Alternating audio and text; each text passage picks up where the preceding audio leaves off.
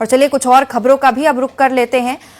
दिल्ली दौरे पर प्रदेश के मुखिया रहे और एमपी में ओबीसी आरक्षण पर अब सियासत गर्मा गई है। जीतू पटवारी ने बीजेपी पर निशाना साधा।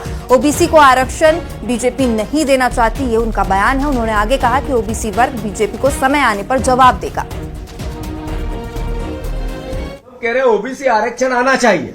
मध्य प्रदेश की सरकार कह रही सर्वदलीय मीटिंग भी बुलाई और इधर वकीलों को लंबी लंबी तनख्वाह देके फीस देकर उसको रोकने का प्रयास कर रहे हैं।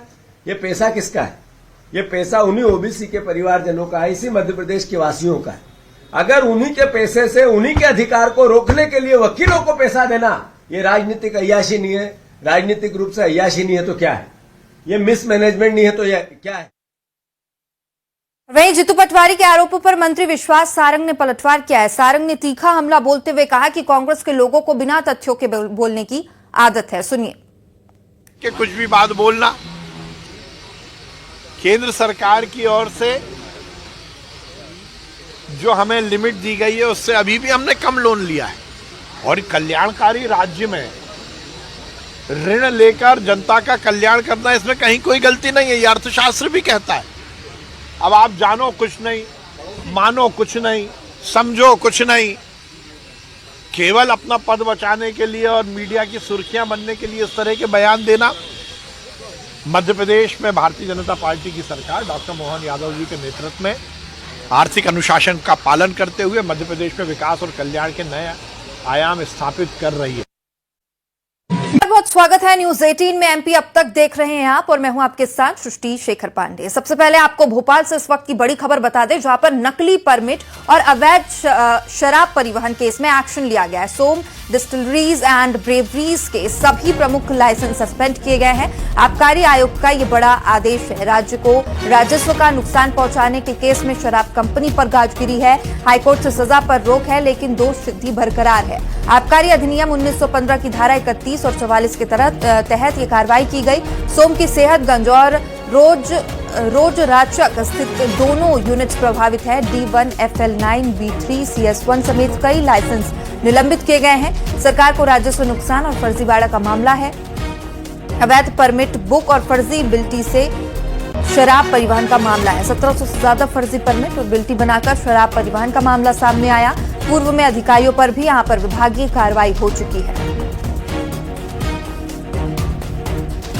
तो देखिए मामला क्या है वो भी आपको बता दें। सत्र प्रकरण क्रमांक 21/2021 में अपर सत्र न्यायाधीश देपालपुर ने 23 दिसंबर 2023 को फैसला दिया। कोर्ट ने सोम डिस्टिलरी से जुड़े डायरेक्टर, प्रतिनिधि और कर्मचारियों को नकली परमिट, कूट रचना और अवैध शराब परिवहन का दोषी माना। दोषियों को कारावास और अर्थदंड की सजा दी गई है और इसके खिलाफ अपराधियों को मध्य प्रदेश हाईकोर्ट इंदौर खंडपीठ में अपील की है। हाईकोर्ट ने सिर्फ सजा के क्रियान्वयन पर रोक लगाई है, दोष सिद्धि पर रोक नहीं है। और इसी आधार पर सरकार ने माना कि लाइसेंस निलंबन की कार्रवाई पूरी तरीके से वैध है। महाधिवक्ता हाईकोर्ट जबलपुर की कानूनी राय भी यही रही। निलंबन से कोई अवमानना नहीं की गई है और किन धाराओं में कार्रवाई की है वो भी आपको बता दें। तो मध्य प्रदेश आबकारी अधिनियम 1915 धारा 31(1) ख लाइसेंस शर्तों का उल्लंघन, धारा 31(1) ग अपराध में दोष सिद्धि और धारा 44 कर्मचारियों के कृत्य की जिम्मेदारी लाइसेंस धारी पर यह एक्शन लिया गया। आगरमालवा।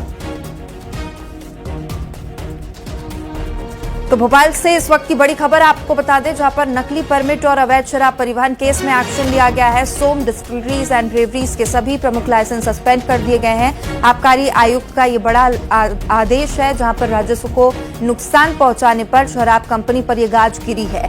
अधिकारियों पर भी विभागीय कार्रवाई इससे पहले हो चुकी है। हाईकोर्ट से सजा पर रोक है लेकिन दोष सिद्धि बरकरार है।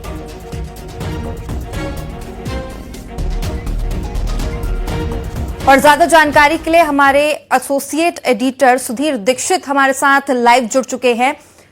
सुधीर सर, भोपाल में इस वक्त नकली परमिट और अवैध परिवहन केस में लगातार एक्शन लिया जा रहा था और अब एक और खबर सामने आई है जहां पर ये प्रमुख जो लाइसेंस है वो सस्पेंड कर दिए गए हैं।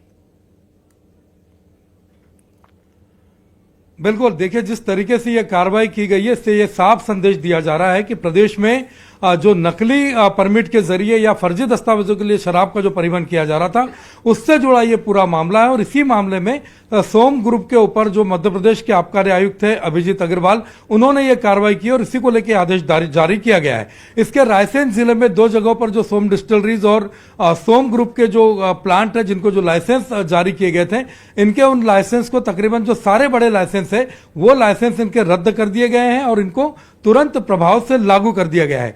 पूरा मामला इस चीज को लेकर है कि फर्जी जो बिल्टियां थी या जो फर्जी परमिट बनते हैं, उनके जरिए शराब का परिवहन मध्य प्रदेश का जो रायसेन प्लांट है वहां से दीव के लिए किया गया था। और उसी के तहत पहले ही कोर्ट ने इसके तहत जो डायरेक्टर है या इसके तहत जो पदाधिकारी और कुछ जिला आबकारी अधिकारी, सहायक जिला आबकारी अधिकारी और आबकारी इंस्पेक्टर, इनको दोष सिद्ध पाया था। इनमें से कई लोगों पर कार्रवाई हो चुकी है, कुछ अधिकारी रिटायर्ड हो चुके हैं। हालांकि आरोपियों ने या जो दोषी हुए उन्होंने इस मामले में कोर्ट में याचिका लगा के रखी थी कि अगर जब तक हमको इस मामले में राहत नहीं मिल जाती या जब तक फैसला नहीं हो जाता, तब तक लाइसेंस निलंबन की कार्रवाई या फैक्ट्री को सील करने की कार्रवाई न की जाए। इसको लेकर मध्य प्रदेश जो सरकार है, जो आबकारी विभाग है, उसने महाधिवक्ता जबलपुर हाईकोर्ट के महाधिवक्ता से राय मांगी थी कि क्या अगर इनके लाइसेंस हम निलंबित करते हैं या इस तरह की कार्रवाई करते हैं तो क्या ये न्यायालय के आदेश का उल्लंघन बनता है या अवमानना का मामला बनता है। इस पर महाधिवक्ता ने अपनी राय दी थी कि जब तक ये दोष सिद्धि है और जब तक इनके सिर्फ इनके जेल जाने पर रोक लगाई गई है,